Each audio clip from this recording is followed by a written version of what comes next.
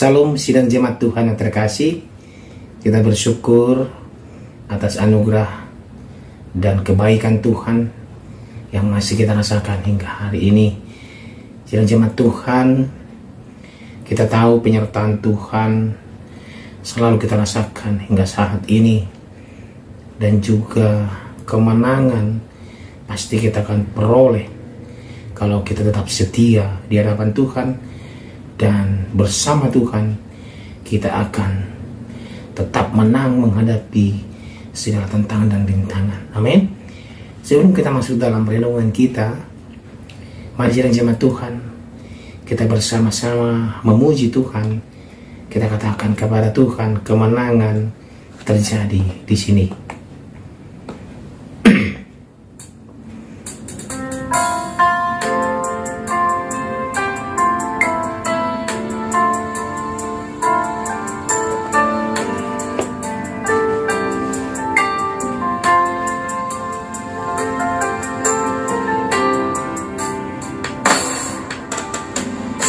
Ku menyembah dalam kudus hadirat-Mu, hampiri tata kasih karunia-Mu Bapa.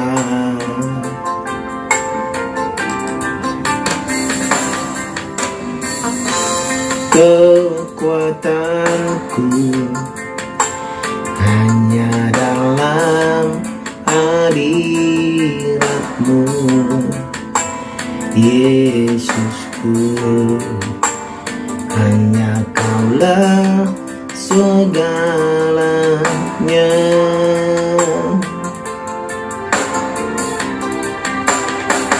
Ku yakin Kau hadir di sini, ku rasakan kuasa yang tak terbatas.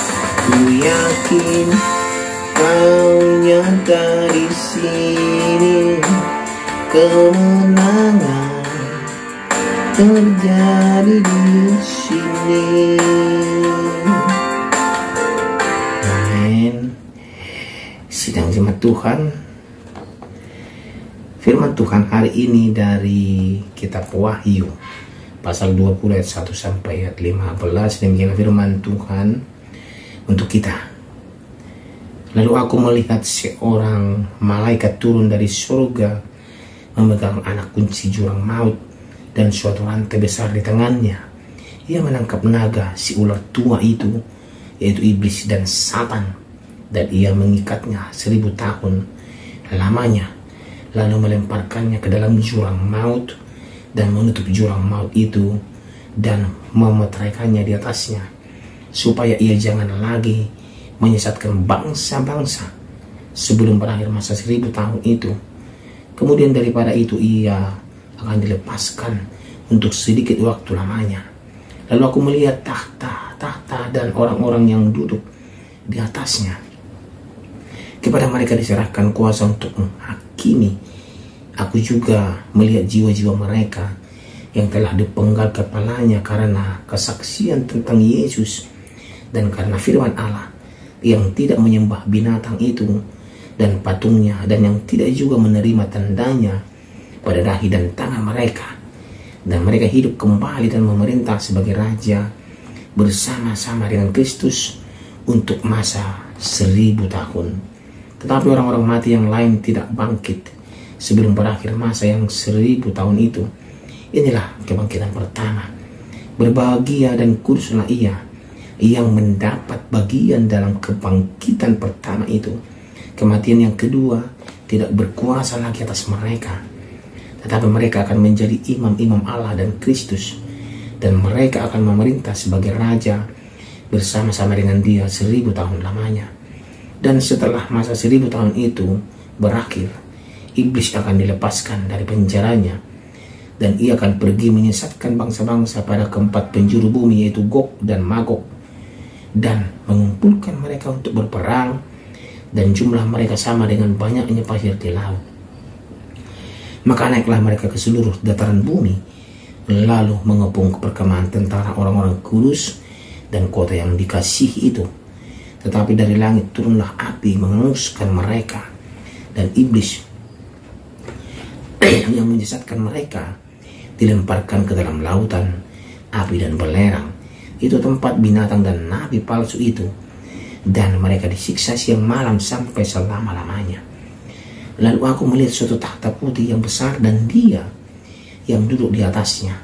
Dari hadapannya lenyaplah bumi dan langit, dan tidak ditemukan lagi tempatnya.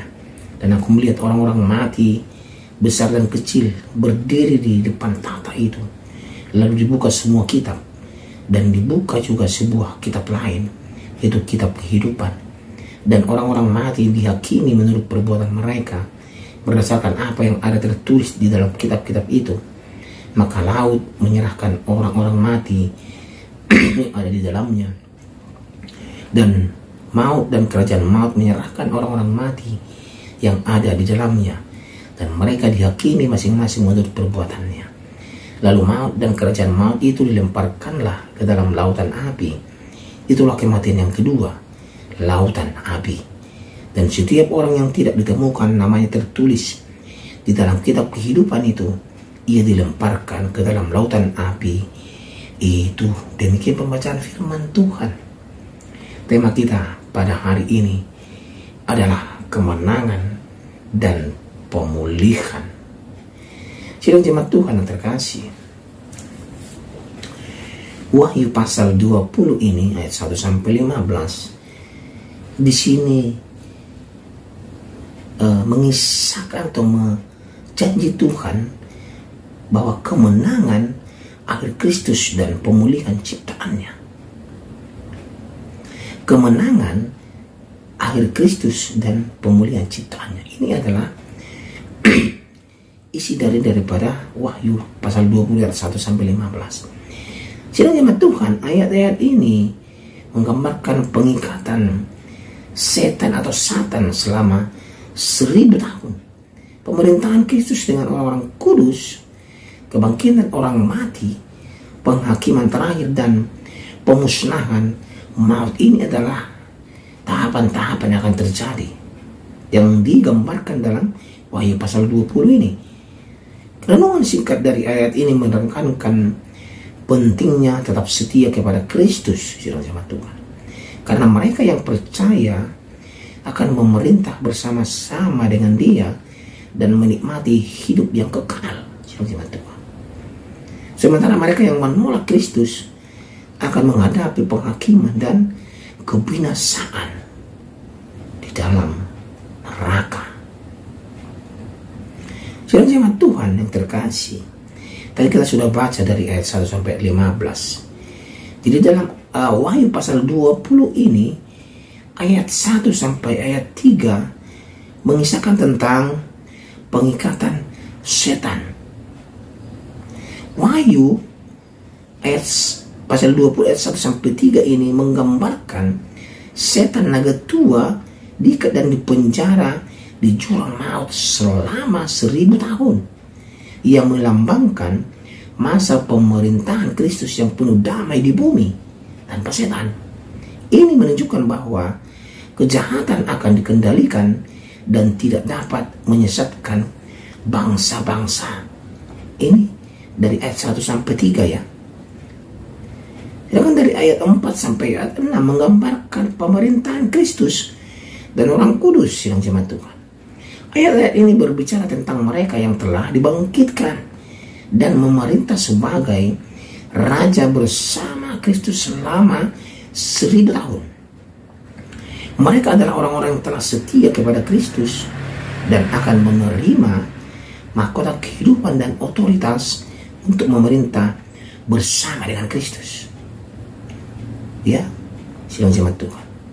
Ini ayat 4 sampai ayat 6. Ayat 7 sampai ayat 10 ini mengisahkan tentang pelepasan setan dan pemberontakan terakhir.